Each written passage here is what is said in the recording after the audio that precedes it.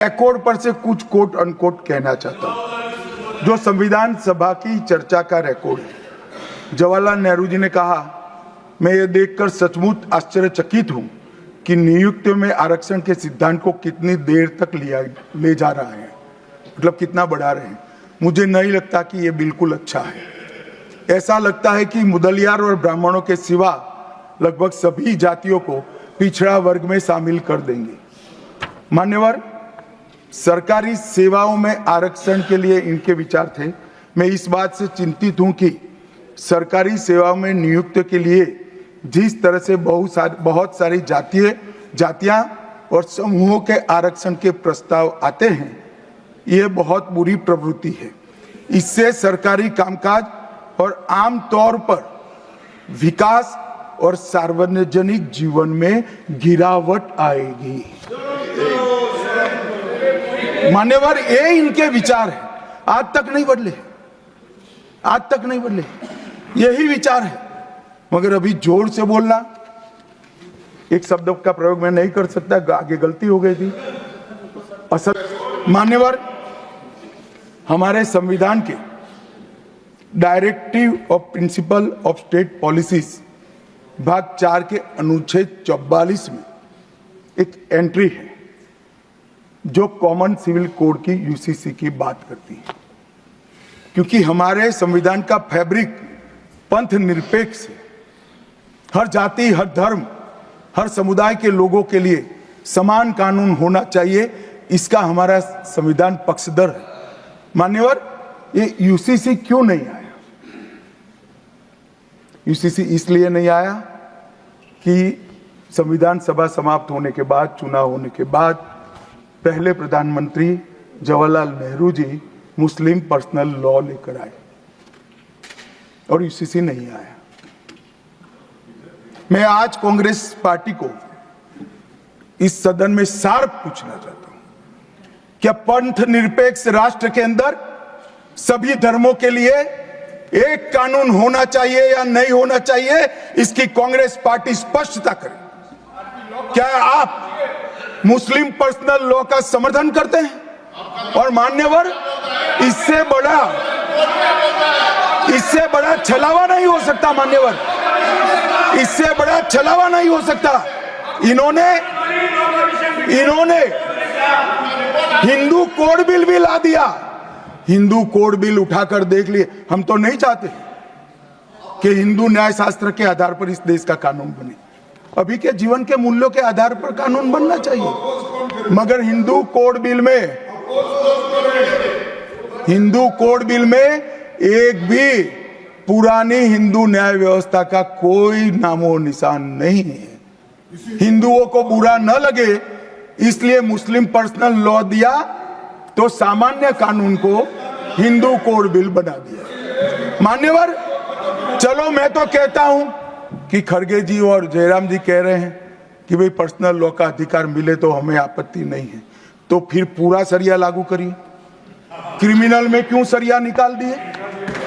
बताओ भाई, क्या चोरी करे इसके हाथ काट दोगे? कोई इससे जगद्य महिला के साथ अपराध करे तो पत्थर मारकर मार दोगे? देशद्रोही को रोड पर सूली चढ़ाओगे? तो विवाह के लिए, निकाह के लिए पर्सनल लॉ, वारिस के लिए पर्सनल लॉ और क्रिमिनल सरिया क्यों नहीं भाई?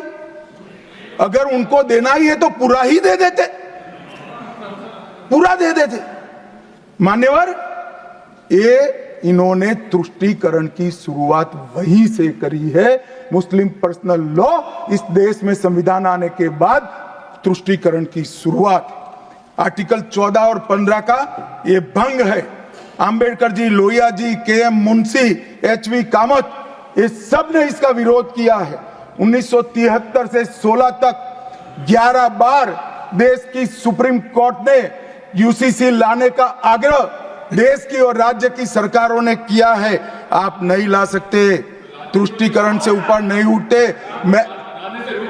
बैठिए, मैं बताता हूं। मान्यवर, हमने ही उत्तराखंड में भारतीय जनता पार्टी की सरकार ने यूसीसी लाया। हमारा काम करने का तरीका मैं आपके माध्यम से दिग्विजय सिंह को कह रहा हूं, वो कहते हैं कौन रोकता है, हम खुद रोकते हैं। कारण बताऊं मैं, सुनने का धैर्य चाहिए, क्योंकि हमारा तरीका है कि लोकतांत्रिक तरीके से काम किया जाए। समाज के जीवन में इतना बड़ा सामाजिक बदलाव करने वाले कानून को उत्तराखंड सरकार ने मॉडल कानून के रूप में पारित किया है। इसकी न्यायिक मीमांसा होगी, इस पर सामाजिक चर्चा होगी, धर्म के विद्वान चर्चा करेंगे, कुछ सजेशन आएंगे तो इसको स्वीकारेंगे और बाद में भारतीय जनता पार्टी की सरकार हर राज्य में कॉमन सिविल कोड लेकर आए। आज तक नहीं मिला, वो भी कांग्रेस पार्टी के तुष्टीकरण ने की नीति थी। मान्यवर, अभी एक फैशन हो गया है, आंबेडकर आंबेडकर आंबेडकर आंबेडकर आंबेडकर आंबेडकर।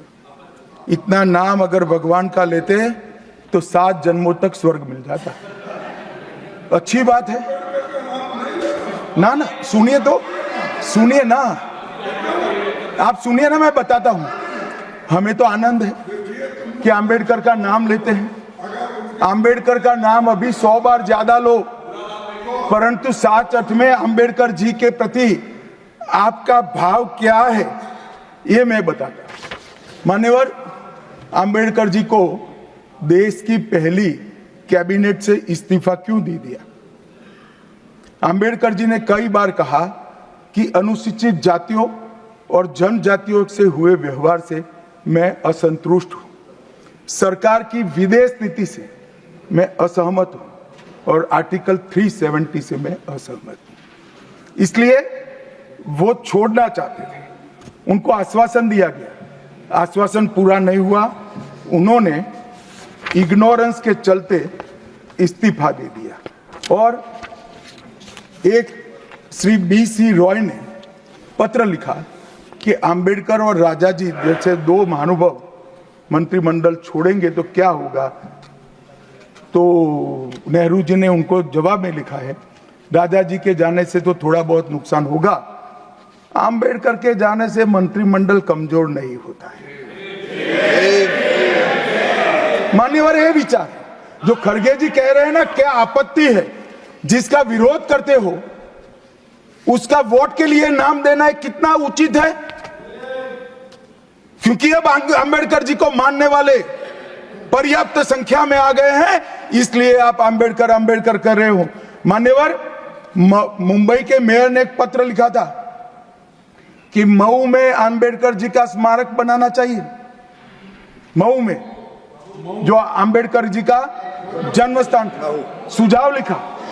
उन्होंने कहा आमतौर पर स्मारक निजी पहल से बनाने चाहिए, यदि सरकार किसी प्रकार की सहायता करती है तो वो उचित नहीं होगा। उनके कितने स्मारक बने साहब?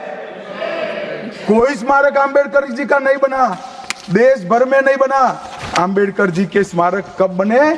जब भारतीय जनता पार्टी सत्ता में आई, तब मऊ में डॉक्टर आंबेडकर के जन्म स्थान पर स्मारक बना, लंदन में अध्ययन करते थे वहां स्मारक बना, नागपुर में शिक्षा दीक्षावलित वहां बना, दिल्ली में महापरिनिर्वाण स्थल पर बना और मुंबई में चैत्य भूमि में भी बन रहा है। हमने 5 तीर्थ बनाए महामानव। और मैं मानता हूं, मान्यवर, मैं मानता हूं कि आंबेडकर जी के सिद्धांतों पर चलना नहीं और वोट के लिए उनकी गुहार लगा देना। 14 अप्रैल को राष्ट्रीय समरसता दिवस घोषित किया हमने, 26 नवंबर को संविधान दिवस घोषित किया। उस वक्त भी इसका विरोध कांग्रेस के वरिष्ठ नेताओं ने किया। मान्यवर,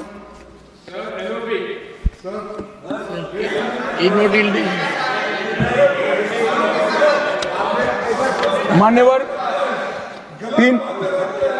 370 पर कई बार चर्चा हुई है, मैं ज्यादा कहना नहीं चाहता। सब जानते हैं कि एक टेम्पररी प्रोविजन को अनौरत संतान की तरह अपनी गोदी में 70 साल तक कांग्रेस ने खिलाने का काम किया और 370 हटाने के लिए लोहे का जिगर चाहिए। और जब देश के प्रधानमंत्री नरेंद्र मोदी जी 2019 में फिर से प्रधानमंत्री बने, एक ही झटके से इसी सदन में 370 और 35 को समाप्त। इसी सदन में कहते थे खून की नदियां बह जाएगी, खून की नदियां छोड़ो, कंकड़ चलाने की किसी की हिम्मत नहीं है। कंकड़। और मान्यवर क्या हुआ? इसके बाद क्या हुआ? 35,000 पंचायत के सदस्य आजादी के बाद पहली बार चुनकर आए। 2 करोड़ 11 लाख एक वर्ष में पर्यटक आए। पत्थरबाजी शून्य हो गई। आतंकवादी घटना 92% कम हो गई। एरिया डोमिनेशन बढ़ा। 33 साल के बाद घाटी में थिएटर में रात्रि का शो चल रहा है। 34 साल के बाद ताजिया का जुलूस निकला। पहाड़ी, गुर्जर, बकरवाल और वाल्मीकि को आरक्षण मिला और घाटी के हर घर पर हर घर तिरंगा अभियान भी चला। श्रीनगर में फॉर्मूला 4 कार रेसिंग हुई। लाल चौक पर तिरंगा शान से फहरता है और दुनिया का सबसे ऊंचा रेलवे आर्च ब्रिज आज चिनाब नदी पर बन रहा है। सबसे बड़ी लंबी ट्रांसपोर्टेशन टनल फिर पंजाल में बनी और निर्यात रैंकिंग में अपना कश्मीर सभी यूटी में नंबर 1 पर निर्यात में आया। मान्यवर, 80,000 करोड़ पाकिस्तान से आए हुए विस्थापित, घाटी से भगाए गए विस्थापित और पश्चिमी पाकिस्तान से आए हुए विस्थापित को 80,000 करोड़ दिया और 1,19,000 करोड़ का निवेश आज आ गए। मान्यवर, 370 के रहते 70 साल में 12,000 करोड़ का निवेश आया था। अब 5 साल के अंदर 1,19,000 करोड़ का। G20 के डेलीगेट्स भी वहां गए। अमरनाथ यात्रा में 4.5 लाख यात्रियों ने अपनी श्रद्धा व्यक्त की और कुपवाड़ा के शारदा देवी मंदिर में 600 वर्ष के बाद पहली बार दीपावली मनाने का काम।